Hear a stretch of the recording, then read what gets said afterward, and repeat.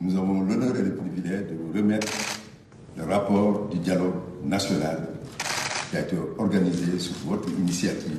J'ai bien pris note des recommandations du dialogue national.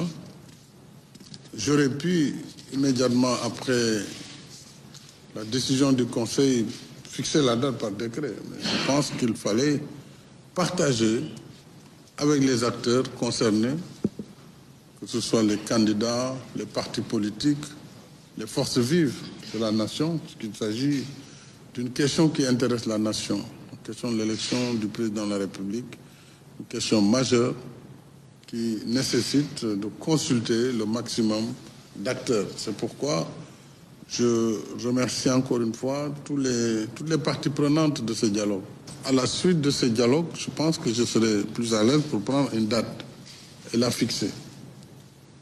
Et je dois aussi consulter le Conseil pour avis, puisqu'il y a un sujet de controverse.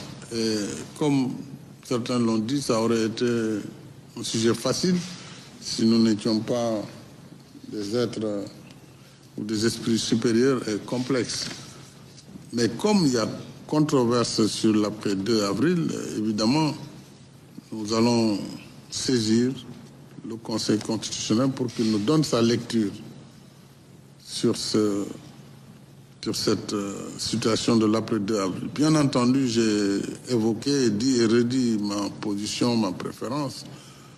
Il reste que cet avis qui sera sollicité par le président de la République devra nous donner vraiment l'ultime position qui devra permettre à tout le monde de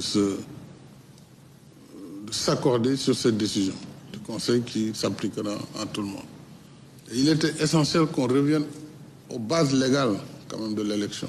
On ne peut pas aussi faire une élection en faisant fi des dispositifs du Code électoral qui organise le processus.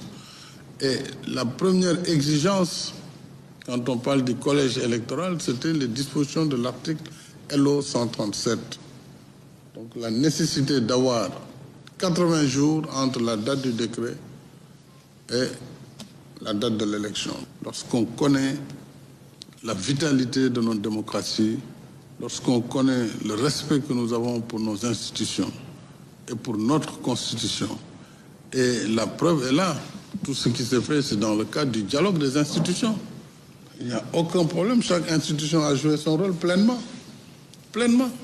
C'est une démocratie majeure qui montre que lorsqu'il y a une difficulté, on a les ressorts et les outils pour gérer ces crises. Et il faut s'en féliciter, les Sénégalais doivent être fiers de leur pays et des capacités dont nous disposons pour justement réguler nos différends, faire en sorte que ces difficultés soient surmontées et que le pays continue sa marche vers l'émergence dans une société démocratique, ouverte et dans un processus surtout électoral transparent.